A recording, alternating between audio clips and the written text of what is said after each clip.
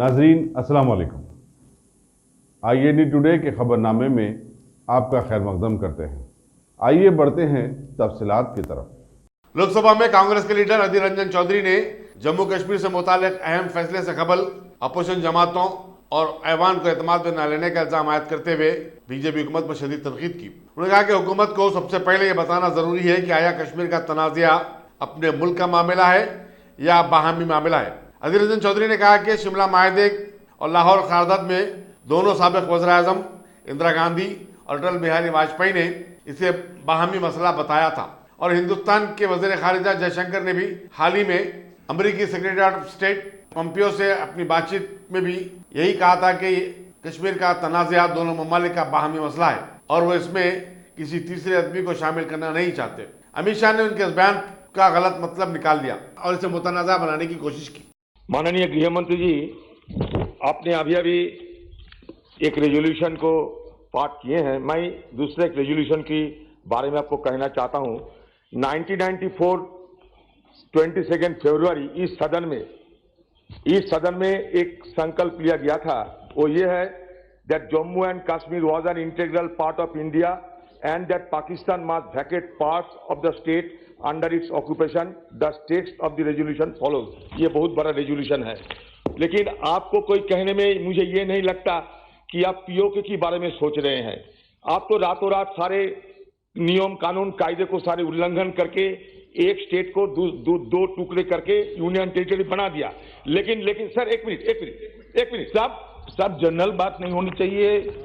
देश की सबसे बड़ी पंचायत है, कौन सा नियम तोड़ा है वो बता दे, मैं उसका उत्तर दूंगा। वो तो इस तरह से जनरल बात नहीं हो सकती। ठीक है, देखिए वो तो हमारा स्पीकर है, सबसे बड़ी पंचायत है। हमारे नियम कौन सा तोड़ा है आप बता बोलने दीजिए प्लीज। गृह मंत्री जी सारे दिन चर्चा होगी।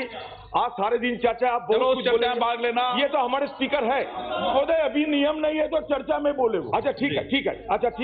अच्छा श्री मनीष तिवारी जी, एक मिनट सर, ये कश्मीर आप कहते कि अंदरूनी मामला है मनीष तिवारी, लेकिन आप भी यूनाइटेड नेशंस की मॉनिटरिंग लोग करते हैं। वहां यूनाइटेड नेशन मॉनिटरिंग करते हैं 1948 से। तो कैसे ये एक बोलने दीजिए ना। एक मिनट मेरे को। I am not yielding, please एक मिनट सुनिए मुझे, प्लीज बोले। एक मिनट मुझे सुनिए। साहब इतना स्पष्ट कर दे कि कांग्रेस पार्टी का स्टैंड है कि कश्मीर यूनाइटेड नेशन मॉनिटर कर सकता है। इतना स्पष्ट कर दे एक बार, इतना स्पष्ट कर दे कि कश्मीर को यूनाइटेड नेशन मॉनिटर कर सकता। आपने अभी कहा नहीं, मैं आप गलत फहमी मत फैलाइए। मैं सभापति महोदय, मेरा बोलने दीजिए मेरे को। एक मिनट साहब,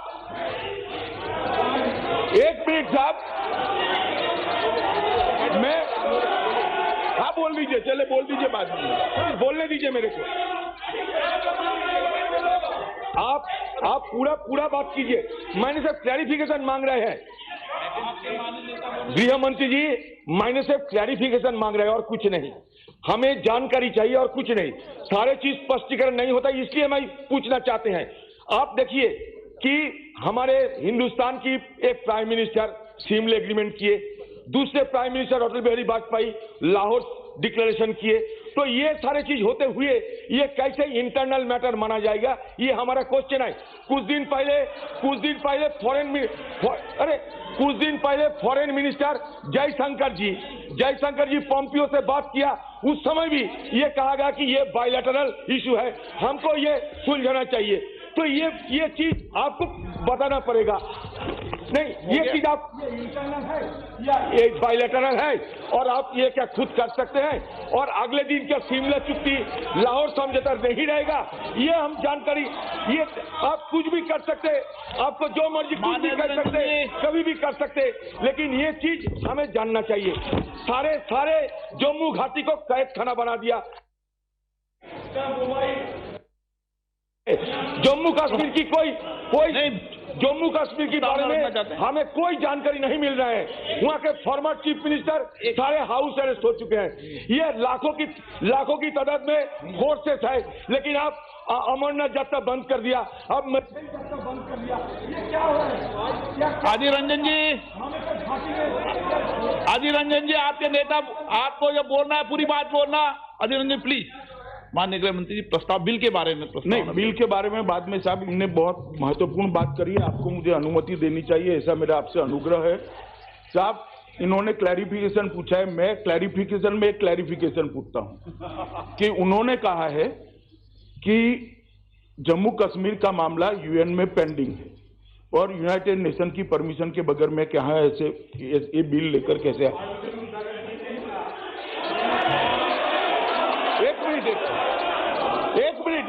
एक मिनट बैठ जाओ भाई।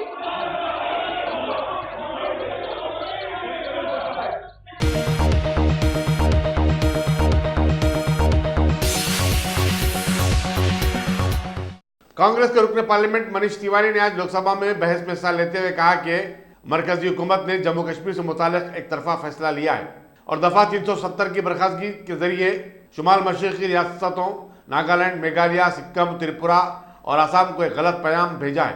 उन्होंने कहा कि आज़ादी के बाद जूनागढ़ और हैदराबाद को इंडियन यूनियन में शामिल करने का काम सरदार वल्लभ भाई पटेल ने नहीं बल्कि जवाहरलाल नेहरू ने किया था। बीजेपी सरकार ने इस पर जबरदस्त हंगामा किया और मनीष तिवारी पर हक़ाइक़ की पर्दापोशी का इल्जाम आयद किया। करने के लिए इस सदन में एकत्रित हुए हैं। ये जो विधेयक सरकार लेके आई है, ये जम्मू कश्मीर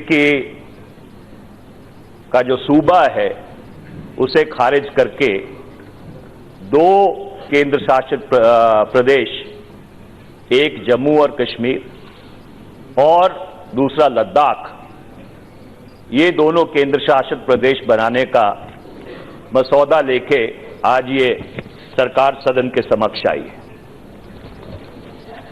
आज ये बहुत जरूरी हो जाता है कि हम इतिहास को थोड़ा सा अपने संज्ञान में लें और मैं शुरू करना चाहता हूं कि ये जो आधुनिक जम्मू और कश्मीर है, इस आधुनिक जम्मू और कश्मीर का निर्माण कैसे हुआ। सन 1846 में जो पहली लड़ाई थी अंग्रेजों और महाराजा दलीप सिंह जी के बीच, वो लड़ाई खत्म हुई और 9 मार्च 1846 को लाहौर की संधि हुई और उस लाहौर की संधि में अंग्रेजों ने ये मांगा कि ब्यास दरिया और सिंधु दरिया के बीच जितनी जमीन है वो अंग्रेजों के हवाले करनी चाहिए।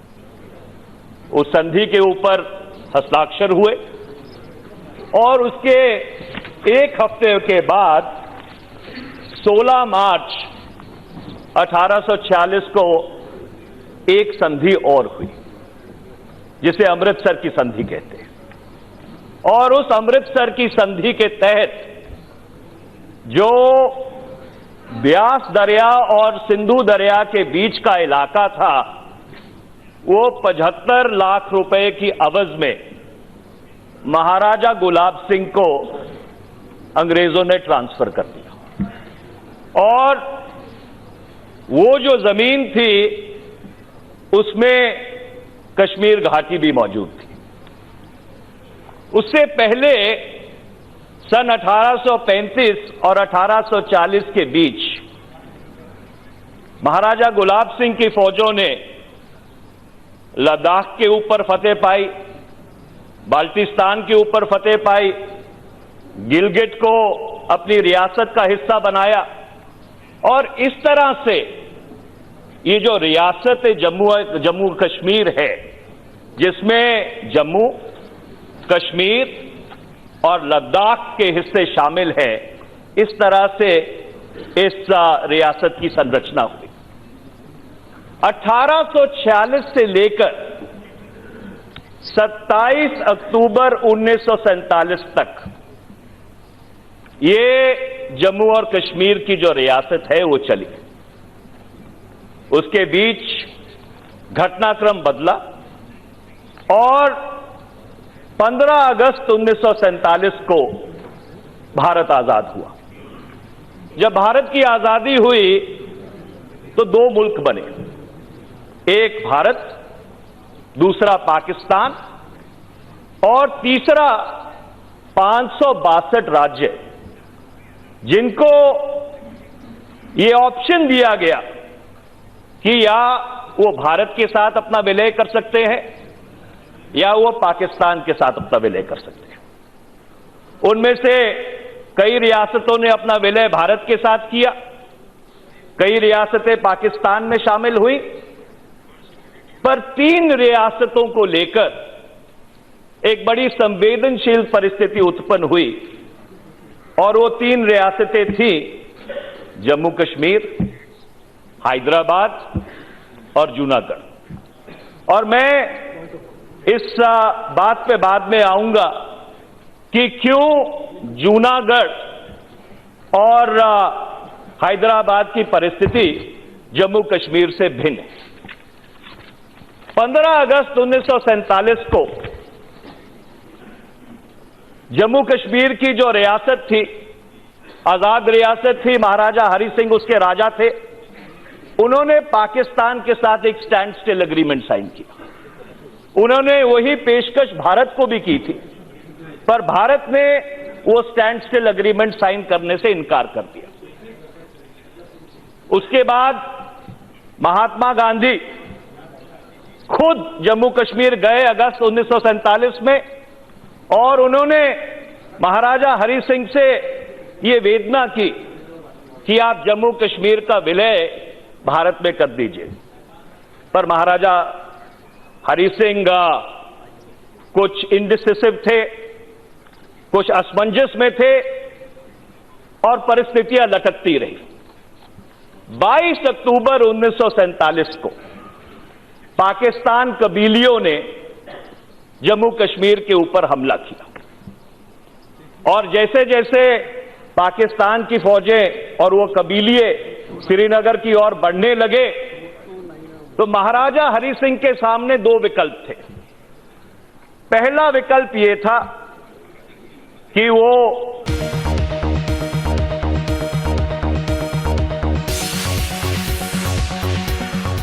गाजी kidney center and multi specialty hospital, गुर्दे और बवासीर के इलाज का 40 साल मशहूर हॉस्पिटल, जहां हजारों पेशेंट्स क्योर हो चुके हैं। Doctor Husaini international national award winner और दूसरे डॉक्टर्स और लेडी डॉक्टर्स की जेर खिदमत गुर्दे के तमाम अमराज का मुकम्मल ट्रीटमेंट किया जा रहा है। गुर्दे फेल हो चुके हों, डायलिसिस करवा रहे हों, याद रखिए डायलिसिस कोई इलाज नहीं, इससे 1% भी गुर्दे रिकवर नहीं होते। हाँ, डायलिसिस टेम्पररी रिलीफ दे सकता है, लेकिन हमारे ट्रीटमेंट से गुर्दे फिर से फंक्शन में आ सकते हैं। गुर्दे श्रिंक हो गए हों या सिस्ट हो, गुर्दे की पथरी हो, कैसी भी गुर्दे की तकलीफ हो या पाइल्स यानी बवासीर, चाहे ब्लीडिंग हो या कोम, बगैर ऑपरेशन मुकम्मल क्योर ट्रीटमेंट का एक ही center, Ghazi kidney center, DLRL main road, opposite Vikas high school, Chandrayangutta, Hyderabad. Cell 9966930824 या 9391326261।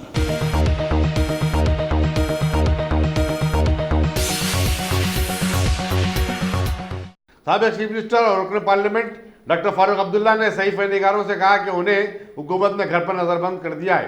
ताहम लोकसभा में जम्मू कश्मीर तंजीम जदीद बिल पर मुबाहिस के दौरान वज़ीर दाखिला अमित शाह ने बताया कि फारूक अब्दुल्ला को न तो महबूस किया गया है और न ही गिरफ्तार किया गया। अपोजिशन अरकान ने कबल अज़ीं फारूक अब्दुल्ला की ऐवान में अदम मौजूदगी पर तशवीश जाहिर की और ये जानना चाहा कि वो आखिर कहाँ है। That I am not house arrested, that I am sitting in the house inside of my own will. You think I will stay inside my house of my own will while my state is being burnt, while my people are being executed in the jails, punished in their homes? This is not India that I believe in. My India is a democratic India, secular India for all, whatever your religion, whatever your region. Sir, it's a very emotional statement that you're making. Is this unconstitutional? Is this undemocratic? It is totally undemocratic. What are you going to do now? What are you going to do now, Dr. Saab? What are you going to do Why now? could they not wait? I don't even believe in their gun. What's your future An course of American action? gun. What are you going to do I think next? it's all false. Dr. Saab, how much you are expecting yesterday's Amit Shah as a statement? After 70 years, the issue has been vanished within 5 minutes. 70 years they have stabbed the people of this state. What are you going to do next, sir? What would be your future course of action? As soon as the gates will open, our people will be out.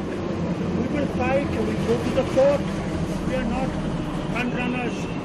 We are not grenade throwers. We are not stone throwers. We believe in peaceful resolution of things.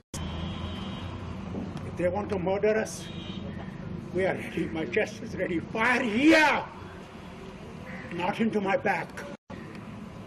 For I stood for this nation. Farooq Saab, Farooq Saab, Farooq Saab, Farooq Saab. Dr. Saab, right now, where is Umar Abdullah? My son is in jail. And I do not know how many more poor people will be in jail.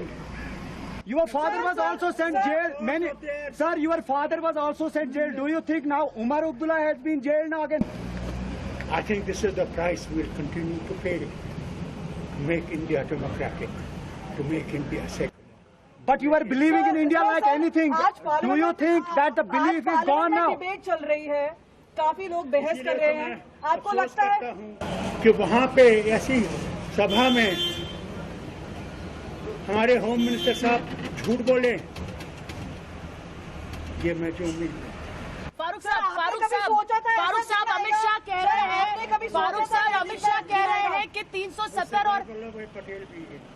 Farooq साहब अमित शाह कह रहे हैं 370 और 35A की वजह से विकास नहीं हुआ कश्मीर का और अभी भी आप लोग नहीं होने दे रहे हैं। और साथ में ये भी कहा 370 3 खानदानों के लिए था। फारूक साहब ये शुक्र करना चाहिए कि वो खानदान के साथ खड़े रहे। क्या आप भी खड़े हैं? क्या आप भी खड़े हैं? डॉक्टर साहब क्या आप भी खड़े हैं? आप पर इल्जाम लगाते हैं सर, वो आप पर इल्जाम लगा रहे हैं, वो कह रहे हैं 3 परिवारों ने सियासत की है सिर्फ कश्मीर में। जी But why you didn't go to parliament, sir? It was an important, आप संसद नहीं गए, mission. आप संसद नहीं गए। My doors are locked. You want my security people to be dismissed? But few days back, Umar Saab said you are not feeling well. That's the reason you cannot go. I'm not well even today. Means you are not expecting this kind of a decision. Nobody expected to ask anybody. So do you think 70 years struggle is over now? 70 years freedom struggle, fighting by you, fighting by other peoples like you is over now? Its independence from the British for hundreds of years.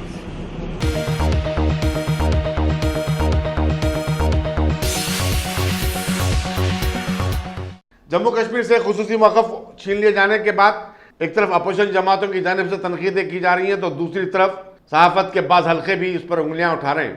BJP Kashmir के खुसूसी मौक़िफ़ की हमेशा मुखालिफ रही है, लेकिन वो इत्तेहादियों के डर से साबिक़ में ऐसा करने से खासी रही है। 2019 में बीजेपी को भारी अक्सरियत मिलने के बाद उसकी हिम्मत और बढ़ गई, चुनांचे उसने अपने देरीना मंसूबे को पूरा करने का मौका पा लिया। बाद हिंदुस्तानी सहाफ़ियों ने हुकूमत के इक़दाम की तायद की तो दूसरी तरफ बीजेपी के इक़दाम पर सवाल भी उठाए गए। द वायर ने लिखा कि मरकजी वज़ीर दाखिला अमित शाह ने दफ़े 370 की रूह को ही खींच लिया है और मरकजी ज़ेर इंतज़ाम इलाके के क़याम के जरिए जम्मू कश्मीर को बाटिस्तान बना दिया है। हिंदुस्तान टाइम ने लिखा कि ये एक सर्जिकल स्ट्राइक नहीं बल्कि ओपन हार्ट सर्जरी है जिससे खून ही खून बहेगा। इंडियन एक्सप्रेस का कहना है कि हिंदुस्तानी जमहूरियत की तारीख खून और बेवफाई से लिखी गई है। उसका कहना है कि नागालैंड को खुसूसी मौक़िफ़ के बारे में बीजेपी क्या मौक़िफ़ रखती है उसको वादे करना चाहिए। अखबार हिंदू ने कहा कि दफा 370 की बर्खास्तगी होने वाली नहीं थी, लेकिन कश्मीर के मसले पर सालिसी का रोल अदा करने अमरीकी सदर डोनाल्ड ट्रंप के पेशकश के बाद हुकूमत फौरी हरकत में आ गई। प्रिंट ने लिखा कि कोई बहस नहीं, कोई तबादला ख्याल नहीं, कोई इख्तलाफ नहीं, मगर दस्तूर तब्दील कर दिया गया।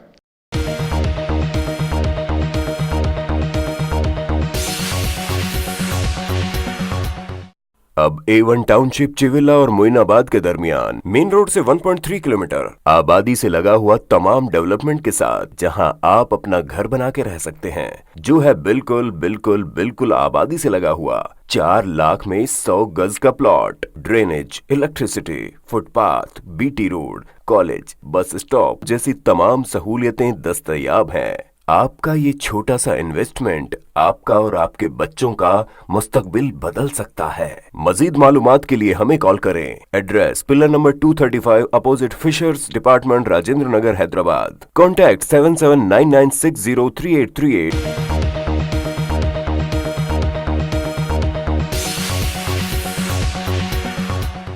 रियासत जम्मू कश्मीर का खुसूसी मौक़िफ़ बर्खास्त किए जाने पर अपनी खामोशी तोड़ते हुए कांग्रेस के साबिक़ सदर राहुल गांधी ने दफ़े 370 की बर्खास्तगी और रियासत की 2 मरकज़ी ज़ेर-इंतज़ाम इलाकों में तब्दीली को कौमी सलामती पर खतरनाक असरात मुरतब होने का इंतबाह दिया। एक ट्वीट के जरिए उन्होंने कहा कि मरकज़ के फैसले से कौमी यकजहती तार-तार हुई है और 3 साबिक़ चीफ मिनिस्टर के बशमूल अवामी नुमाइंदों को नज़रबंद करके दस्तूर की खिलाफ वर्जी की जा रही है।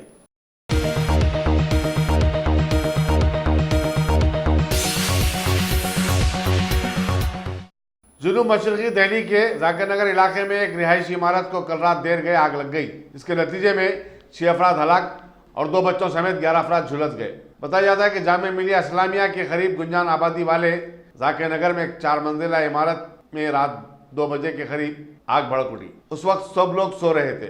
शॉर्ट सर्किट हादसे का सबब बताया जाता है। 20 अफराद को इस इमारत से बचा लिया गया, जबकि इमारत के करीब ठहरी 7 कारें और 19 बाइक्स जलकर खाकसर हो गई। चीफ मिनिस्टर अरविंद केजरीवाल ने मकाम वाक़या का मुआयना किया और महलूकिन के विरसा के लिए फीकस 5 लाख रुपए के मुआवजे का ऐलान किया।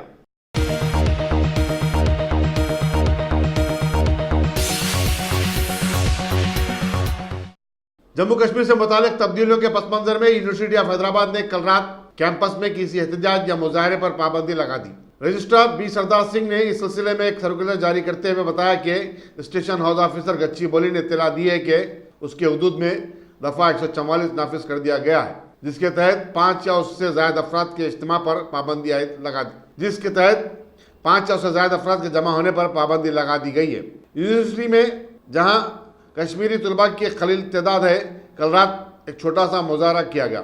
इसी दौरान साइबराबाद कमिश्नरेट ने बताया कि उसके हुदूद में कहीं भी दफ़ा 144 नाफिज नहीं किया गया। तो सवाल यह है कि आखिर कौन झूठ बोल रहा है।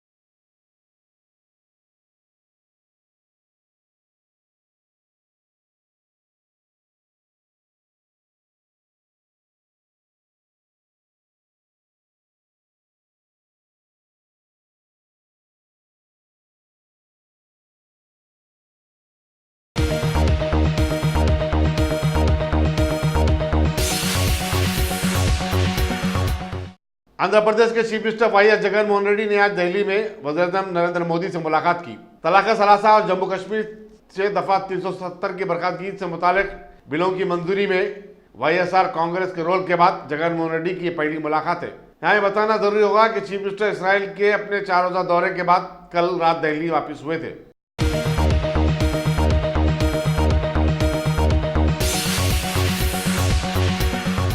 Bhagwan Devi Hospital, Dr. Om Prakash Agrawal presents Juhi Clinics at Sheikhpet। 25 सालों से ऑर्थोपेडिक्स सर्विसेज खिदमत अंजाम देते आ रहे हैं। भगवान देवी हॉस्पिटल है हमेशा आपके साथ।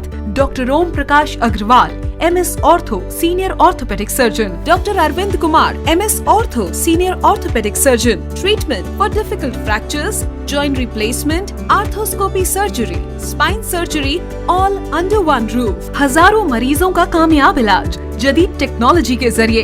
तमाम ऑर्थोपेडिक सर्विसेज एक ही छत के नीचे।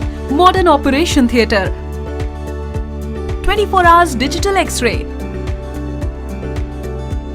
Ultrasound, diagnostics, operations facility and pharmacy, Juhi Clinic, 3rd floor, above Reliance Trends, beside D-Mart, Toli Chowki, Shekhpet, Hyderabad.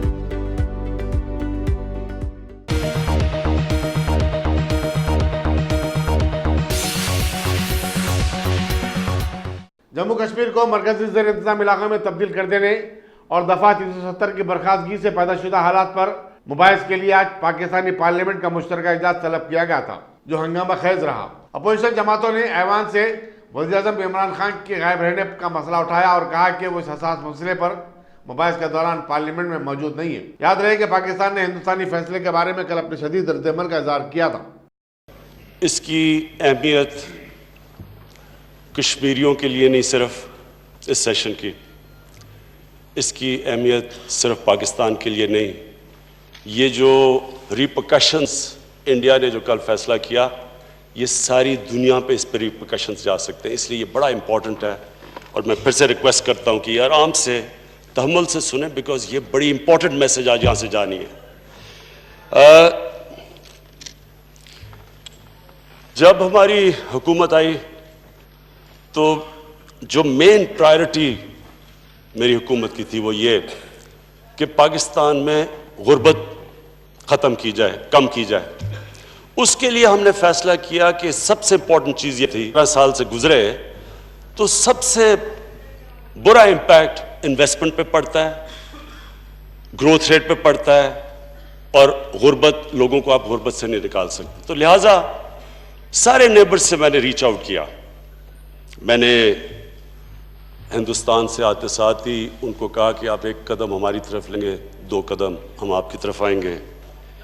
मैंने अफ़गानिस्तान को अप्रोच किया कि जो भी हमारी मिसअंडरस्टैंडिंग्स है माजी की, हम एक नया चैप्टर खोलना चाहते हैं। ईरान से ईरान गया, उनसे बात की, वहाँ मसले थे। चाइना से तो हमारे ताल्लुकात हमेशा अच्छे रहे हैं। फिर बाकी मुल्कों में भी गया, और आखिर में जो अमेरिका की ट्रिप थी वो भी ये कोशिश करने गए कि जो भी हमारे माजी में इश्यूज आए वो हम ख़त्म करें, ताकि पाकिस्तान को स्टेबिलिटी मिले और पाकिस्तान प्रोग्रेस करे, ग्रोथ रेट बढ़े, इन्वेस्टमेंट आए, ताकि हम लोगों को गुर्बत से निकाल सकें। तो मैंने जब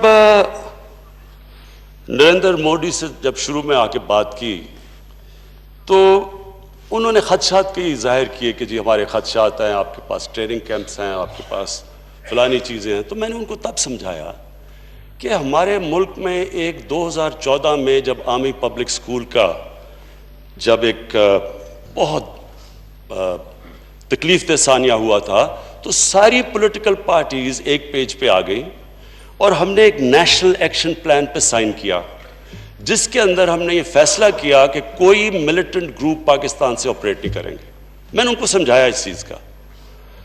उसके बाद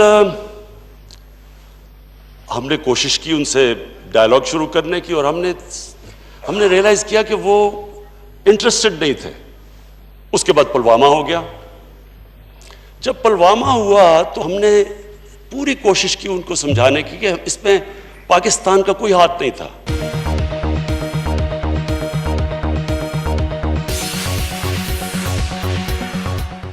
अमेरिकी assistant secretary of state Alice Wells Islamabad पहुंच गई हैं। ये नहीं मालूम हो सका कि आया उनका दौरा पहले से तय शुदा था या अचानक उन्होंने ये दौरा किया है। इसी दौरान पाकिस्तानी वज़ीर ख़ारिजा ने बताया कि वो अमेरिकी अहदेदार से अपनी बातचीत में कश्मीर का मसला उठाएंगे और अमेरिका को सही हालात से आगाह किया जाएगा।